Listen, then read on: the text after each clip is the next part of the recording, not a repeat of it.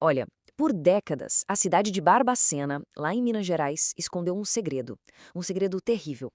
Porque dentro dos muros de um hospital psiquiátrico, uma tragédia, assim, de proporções que a gente mal consegue imaginar, acontecia todos os dias. Um evento que mais tarde ficaria conhecido como o Holocausto Brasileiro. E para a gente ter uma ideia da dimensão do que aconteceu ali, basta ouvir o que disse Franco Basaglia. Ele era, sabe, uma autoridade mundial em psiquiatria. E ele visitou o hospital em 1979. A comparação que ele fez foi imediata e chocante. E não era um exagero, não.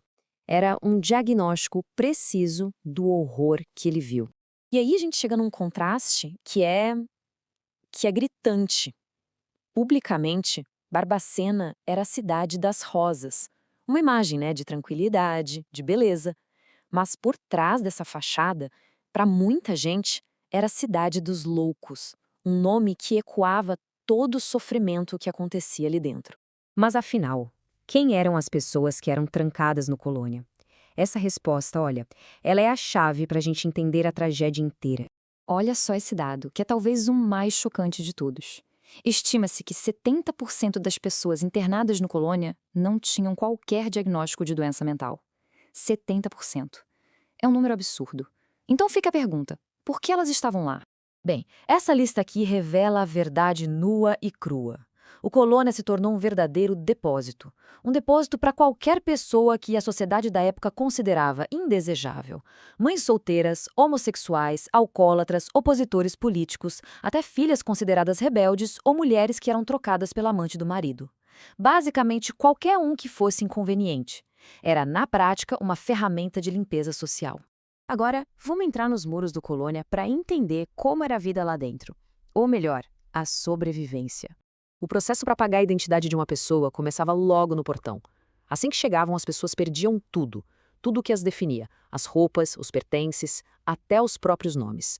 Os homens tinham cabelo raspado, todo mundo recebia um uniforme igual, o azulão, e virava só mais um número lá dentro. A rotina era um ciclo de puro abandono. Acordavam às 5 da manhã, eram levados para um pátio, onde passavam o dia inteiro. Fizesse chuva ou fizesse sol, não importava.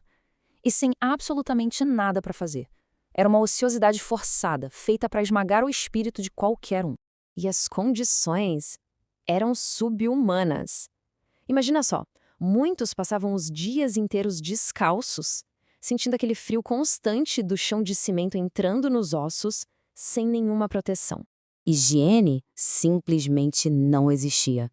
Não tinha água potável. Com sede, desesperados, muitos acabavam bebendo a água suja que corria direto do esgoto, ali mesmo no pátio.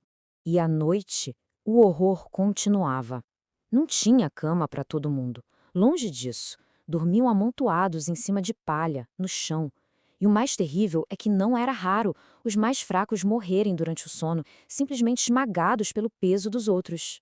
Esse relato aqui, de uma sobrevivente, ele mostra a profundidade da degradação psicológica. A humilhação de ficar nua na frente de todo mundo era tão constante que se tornava normal.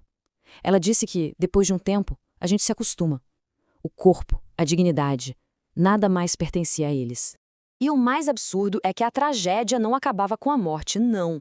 No Colônia, até a morte virou uma fonte de lucro. 60 mil. Esse é o número estimado de pessoas que morreram lá dentro. Um número que se compara ao de muitas guerras. 60 mil vidas, perdidas para o abandono e para a crueldade. A lógica do hospital era macabra, mas funcionava como um negócio, frio e calculado. Funcionava assim: um paciente morria, o corpo era vendido para a faculdade de medicina.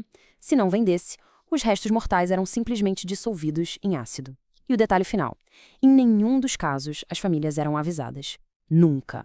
Mas olha, em meio a tanto horror, a tanto silêncio, algumas pessoas corajosas se recusaram a ficar caladas. Foi uma luta longa para expor a verdade, sabe? Começou lá em 1961, com uma reportagem da revista O Cruzeiro. Ganhou força internacional com a visita do Basaglia em 79 e foi imortalizada nos anos 80 com o documentário Em Nome da Razão. Cada passo desses foi absolutamente crucial. O Luiz Alfredo, que foi um dos primeiros fotojornalistas a conseguir entrar no Colônia, ele captou a essência do lugar. Ele disse que teve a impressão de que os pacientes não estavam ali para serem tratados. Eles eram deixados ali para morrer. E até mesmo médicos que ousaram quebrar o pacto de silêncio, como Francisco Paes Barreto, sofreram as consequências. Foram punidos por dizer a verdade. Ele chamou Colônia pelo que o lugar realmente era, a antecâmara da morte. Depois de décadas de denúncias, a mudança finalmente começou a acontecer. Mas o mais importante, talvez, era garantir que essa tragédia, que ela nunca mais fosse esquecida. Foi então que, em 1996, uma parte do antigo hospital foi transformada no Museu da Loucura. E, claro, não é um espaço para celebrar a instituição, mas sim para honrar a memória daquelas 60 mil vítimas, e principalmente para educar as novas gerações sobre o que aconteceu ali. Então a gente fica com a pergunta, né? De quem foi a culpa? Foi do Estado, que financiava tudo? Dos médicos, que assinavam os laudos sem critério? Dos funcionários que cometiam os abusos no dia a dia? A resposta, claro, é bem complexa. E o ponto final que a jornalista Daniela Arbex resume perfeitamente é este: uma tragédia desse tamanho, que durou 80 anos, não acontece por causa de um único vilão. Ela só foi possível por causa de uma grande omissão coletiva. Uma sociedade inteira que, de alguma forma, escolheu não ver, não ouvir e não falar. E essa é a lição que a gente não pode jamais esquecer.